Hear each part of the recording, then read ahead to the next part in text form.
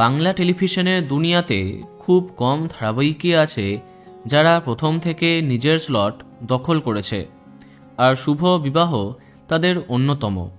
আরম্ভ হবার পর থেকে দর্শকের পছন্দের তালিকায় এবং টিআরপিতে জমিয়ে বসেছিল, কিন্তু সেটা আর সম্ভব হচ্ছে না। অ্যাক্রোপলিস প্রোডাকশনের এই ধারাবাহিকের কাস্টিং বরাবরই পছন্দ করেছে দর্শক।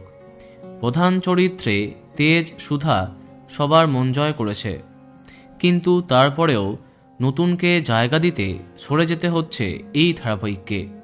হ্যাঁ, বেশ কদিন ধরে দর্শকের কৌতূহল ছিল যে স্টার জলসার নতুন গল্প চিরসখা কবে থেকে ঠিক কোন সময়ে আসবে। প্রথমে রাত 8টায় আসার কথা শোনা গেছিল, তবে তা সত্যি হয়নি। সবাইকে চমকে দিয়ে আগামী 27শে জানুয়ারি থেকে রাত 9টায় আসছে চিরসখা। সম্প্রতি চ্যানেল অফিসিয়ালি তা জানিয়ে দিয়েছে। কিন্তু এখন প্রশ্ন, শুভ বিবাহ কি শেষ হচ্ছে? না, এখনই শেষ হচ্ছে না, তবে অনেক রাতের দিকে চলে যাচ্ছে। এবার থেকে রাত 10:30টায়, অর্থাৎ হরগৌরী পাইস হোটেল শেষ হতেই তার জায়গায় দেখা যাবে শুভ বিবাহ।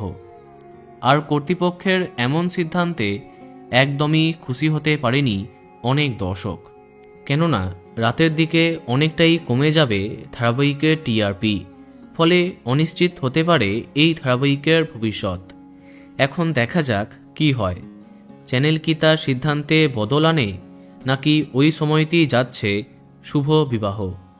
তো বন্ধুরা, এখন তোমার কি মন্তব্য কমেন্টে জানাতে পারো। আর এই রকমই আরও অনেক ভিডিও পেতে সাবস্ক্রাইব কারেন্ট বস। ধন্যবাদ।